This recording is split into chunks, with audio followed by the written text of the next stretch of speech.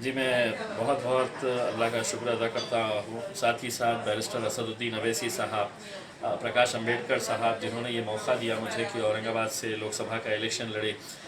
एक बहुत बड़ा चैलेंज था क्योंकि सिर्फ 28 दिन पहले ये फ़ैसला लिया गया था, और लोकसभा का इलेक्शन को 28 दिन पहले ले तो मेरे हिसाब से लोग समझेंगे कि या तो कैंडिडेट का दिमाग ख़राब हो गया है, या लोग आरोप लगाएंगे कि ये किसी न किसी को हराने या जिताने के लिए खड़ा हुआ है, जो यकीनन मेरे ऊपर भी लगाए गए थे। लेकिन मुझे अल्लाह की ज़ात के ऊपर पूरा यकीन था, और मुझे मालूम था कि अगर हम मेहनत करेंगे तो इंशाल्लाह कामयाबी हमारे कदम चूमेगी। और हमने 28 दिनों तक एक भी दिन ऐसा नहीं था कि जब हमने 20 घंटे से कम काम किया हो। महज 3 घंटे 4 घंटे की हम नींद लेते थे। 28 घंटे मेरे साथ औरंगाबाद के बेहिसाब ऐसे नौजवान लोग थे जो दिन और रात न धूप देखते थे, न छाँव देखते थे, न भूख देखते थे, न प्यास देखते थे, बस लगे रहते थे काम में। और आज शायद मैं उसी का नतीजा है, उन्हीं की मेहनतों का नतीजा है।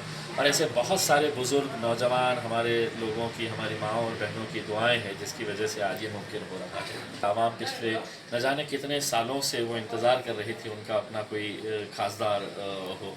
औरंगाबाद शहर में 40 साल पहले एक मुस्लिम एमपी हुआ करता था। यहाँ की आवाम जानती थी कि यहाँ पर मुस्लिम एमपी बड़ी आसानी के साथ चुना जा सकता है, लेकिन कोई भी सो कॉल्ड सेक्युलर पार्टीज़ है, चाहे वो कांग्रेस हो, राष्ट्रवादी हो, इन्होंने हमारे साथ अगर कुछ किया है तो ये किया है कि आप हमें वोट देते रहो, लेकिन आप पर हम एमपी बनाएंगे ना एमएलए बनाएंगे।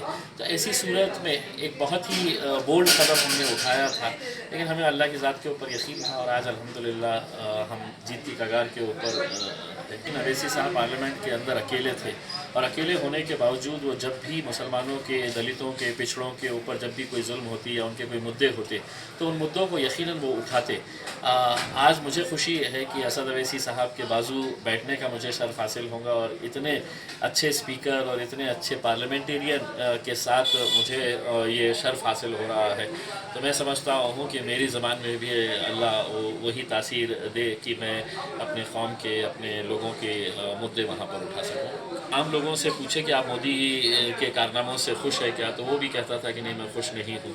अगर आज मोदी ने इतने सारे, या भारतीय जनता पार्टी ने इतने सारे अगर सीटें हासिल की है, तो मैं समझता हूँ सिर्फ़ और सिर्फ हिंदुत्व के मुद्दे के ऊपर ये सीटें हासिल की गई है, जो मैं समझता हूँ कि इस देश के लिए बहुत ही एक गलत ये इलेक्शन को इस नज़रिए से मैं देखता हूँ, क्योंकि मोदी के पिछले 5 साल के कारनामे ऐसे कुछ नहीं थे कि वो 300-350 सीटें हासिल कर सके। किसी का भी अनुमान था, हम खुद ही अनुमान लगा रहे थे कि 180-200 सीटें वो लेकर आएंगे, लेकिन 350 ये तो हमारे लिए भी हज़म होने वाली बात नहीं लगी। हम लोग बहुत ज़्यादा मेहनत कर सके, बहुत कम वक्त बचा हुआ था, और उतने ही कम वक्त के अंदर हमें ये देखना था कि कितने लोग हमारे साथ खड़े रहते हैं। आज कई ऐसी सीट्स है कि जहाँ पर हमारे कैंडिडेट्स ने बहुत अच्छा वोट हासिल किए हैं।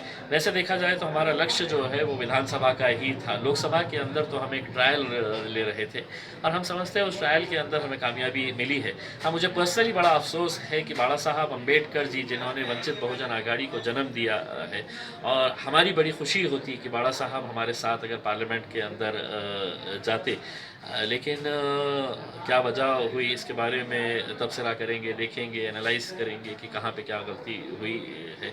लेकिन मैं समझता हूँ कि बाला साहब को ये सोचना चाहिए कि बाला साहब अगर नहीं है तो उनकी आवाज़ बनकर इम्तियाज़ जलील इंशाअल्लाह लोकसभा के अंदर